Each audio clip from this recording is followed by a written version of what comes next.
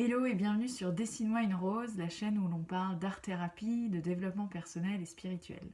Alors dans cette vidéo, je voulais vous parler de plusieurs choses concernant l'élan créatif, l'inspiration et éventuellement les blocages et les résistances qu'on peut avoir face à ça. En fait, on m'a posé beaucoup de questions sur ça, comment retrouver l'élan créatif, comment surmonter ces blocages du type je ne sais pas dessiner, je suis nulle, je n'ai pas de prédisposition, euh, comment recevoir l'inspiration, que faire quand elle est bloquée, quand on a le syndrome entre guillemets de la page blanche, et puis quel est le bon processus de création, c'est quoi un bon processus de création. Donc ça c'est des questions qui m'ont été posées et du coup auxquelles j'aimerais vous répondre aujourd'hui.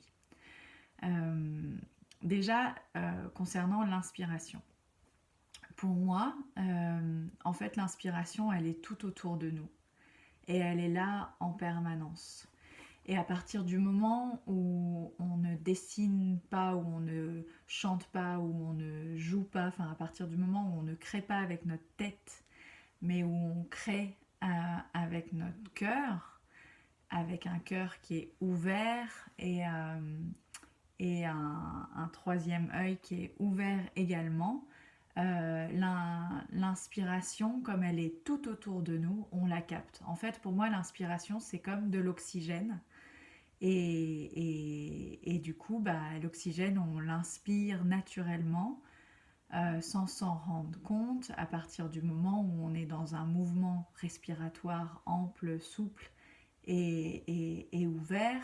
Et ne pas recevoir l'inspiration, c'est comme si on était en apnée. Et en fait, on se contractait et on se bloquait et du coup, l'oxygène ne rentre plus. L'inspiration, pour moi, c'est pareil. Quand on ne la reçoit pas, c'est qu'on s'est contracté, c'est qu'il y a un blocage. Alors, ce qui est intéressant d'aller chercher, c'est quel est ce blocage, où se trouve-t-il, pourquoi s'est-il mis en place, etc. Et vous pouvez évidemment demander l'aide d'un thérapeute ou de quelqu'un de la relation d'aide pour vous aider justement à défaire ce blocage. Parfois, il n'est pas forcément nécessaire de l'identifier, vous pouvez simplement déjà le dénouer, et puis ça reviendra, et vous ne saurez pas pourquoi, mais c'est pas grave. L'important, c'est que ça revienne, voilà. Mais donc voilà, à mon avis, quand il y a un blocage d'inspiration, c'est ça. Donc la question comment retrouver l'élan créatif, quand il n'y a plus d'élan, donc ça peut être à cause de ça, parce qu'on est dans un blocage face à l'inspiration. On s'est fermé et du coup le canal est fermé, on ne reçoit plus. On est comme en apnée. Et du coup, il y a plein de raisons à ça. Il faut trouver les vôtres. Ou alors, c'est simplement qu'on est dans une période où on n'est pas dans une période de créativité et on n'est pas dans une période de création et on est peut-être plus dans une période de maturation, de repli sur soi, de décantation, d'intégration. Et c'est hyper naturel et en fait, c'est carrément nécessaire. On ne peut pas être sans arrêt dans l'expression, l'expression, l'expression. Comme je disais dans une vidéo, l'expression, c'est matérialiser dans la matière, représenter à l'extérieur quelque chose qui vient de l'intérieur, qui est intime, qui est sensible. Euh, Quand on est dans une période où on n'a plus envie de créer, euh, c'est ok. En fait, peut-être que c'est une période justement où on n'a pas besoin d'aller à l'extérieur et où plutôt le besoin est d'aller à l'intérieur et de se replier sur soi, mais dans le bon sens du terme, en fait, de revenir dans son monde intérieur, de prendre soin de soi, d'être à son écoute. Et voilà, on n'est pas toujours obligé d'être dans cette circulation et d'être au contact de l'extérieur. Et parfois, ça peut faire vraiment du bien d'être dans son intérieur, dans son monde intérieur. Euh, et voilà, et ne pas avoir envie de créer ou ne pas ressentir cet élan, c'est peut-être tout simplement ça. En fait, il faut juste savoir si c'est j'ai envie de créer mais j'y arrive pas et je suis malheureux de ça parce que je sens qu'il y a vraiment quelque chose qui bloque et j'aimerais créer, mon cœur a envie de créer mais ma tête lui dit non, non, non, non, non. Ou ma tête a envie de créer et j'ai envie de créer parce que je me dis qu'il faut créer et j'y arrive pas et du coup je suis pas content. Et mais en fait, ça c'est juste la tête qui a envie de créer, le cœur il est très bien au repos et il a rien besoin de dire au monde pour le moment, il a juste besoin de prendre soin de lui et voilà. Donc voilà, enfin tout ça c'est juste à identifier en fait, savoir ce qui se passe en vous. Mais voilà, il n'y a pas de formule magique pour retrouver l'élan créatif parce que parfois c'est juste pas. En fait, tout est normal, tout va bien et c'est juste à accepter. Euh, et après, quand c'est l'inspiration qui est bloquée, c'est probablement du coup le canal intuitif qui est bloqué également. Et voilà, il y a sans doute à débloquer les choses de ce côté-là. Donc ensuite, comment surmonter les blocages de je sais pas dessiner, je n'ai pas de prédisposition, etc. Ça, clairement, c'est de l'auto-jugement.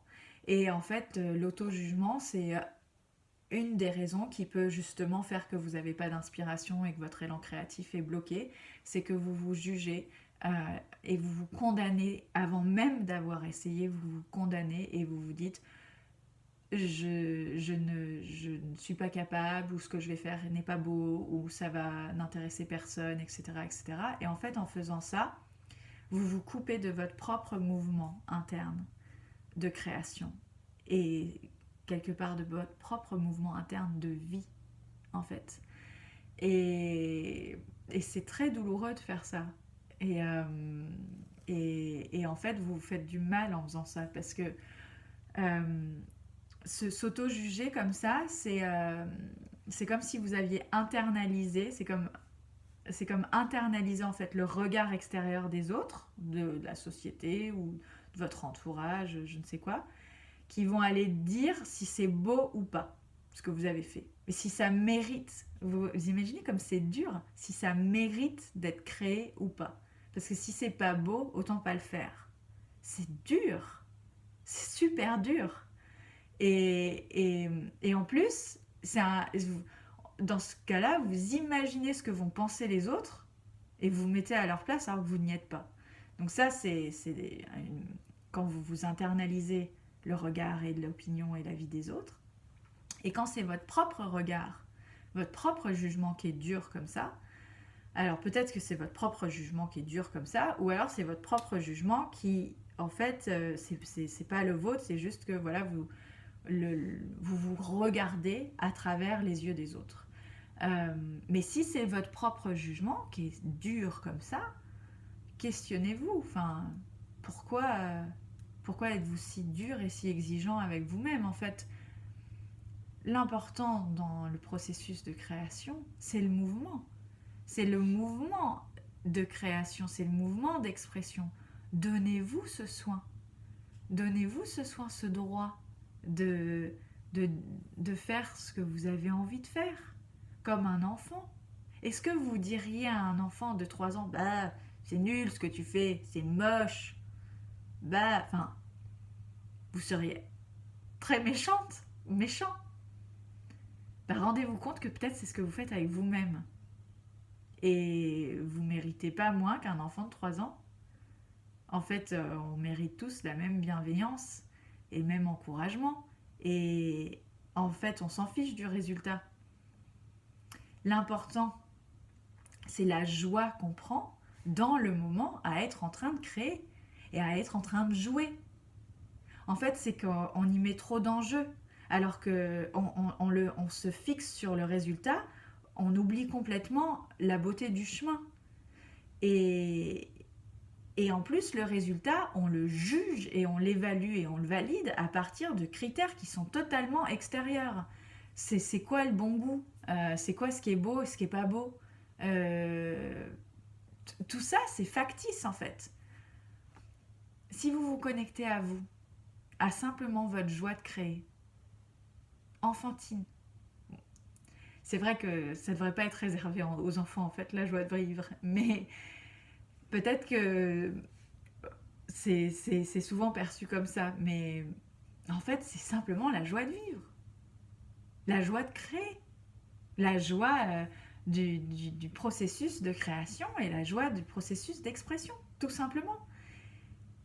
Sans validation, sans jugement, euh, juste je fais ce qui me plaît là. Et après, en plus, c'est tout un travail intéressant du coup à apprendre à aimer ce que vous avez fait.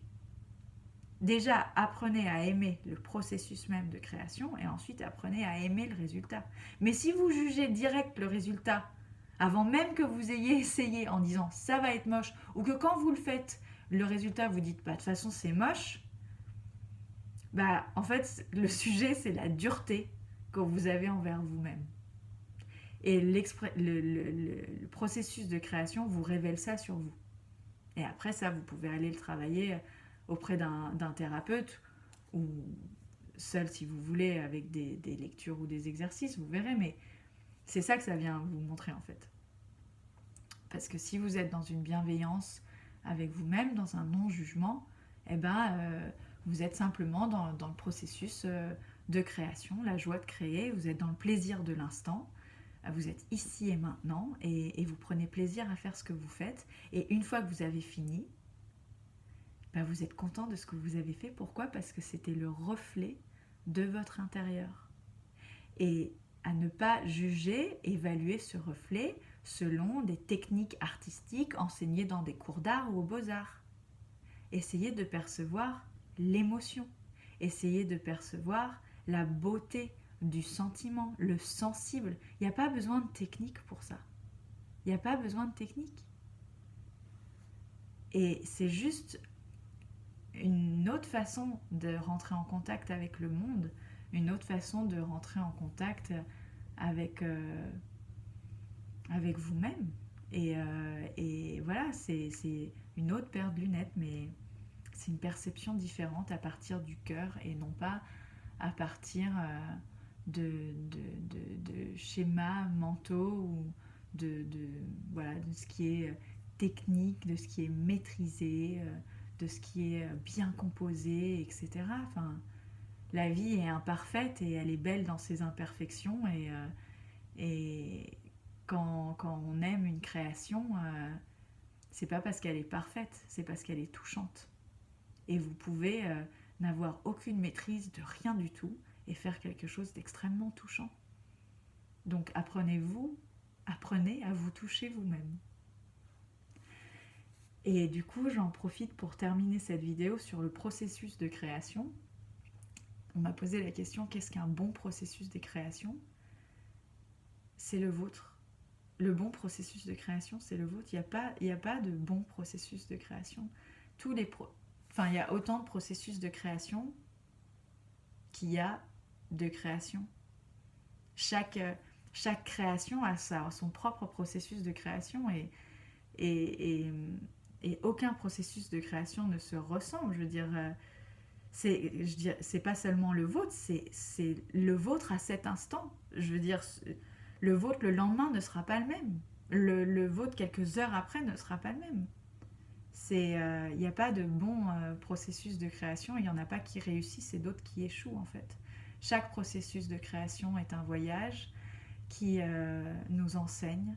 Si on le vit en conscience, c'est un voyage qui nous enseigne des choses sur nous, qui nous enseigne, qui nous montre des potentiels, qui nous montre des possibles, qui nous montre des qualités et qui nous montre aussi des limites et des croyances limitantes et des voilà, et des zones de fermeture, peut-être même des zones de souffrance.